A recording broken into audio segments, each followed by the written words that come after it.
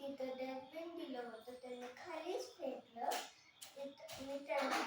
मी त्याला थांबवलं की बोललं की इथं कचरा कशाला टाकता, आपणच इथं येतो खेळायला. मग तुम्ही परत तिथं घाण झालं तर मोठे मोठे मासे होऊ शकतात, काय काय काय जंतू होऊ शकतात.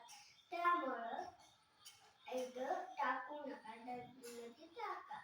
थँक्यू.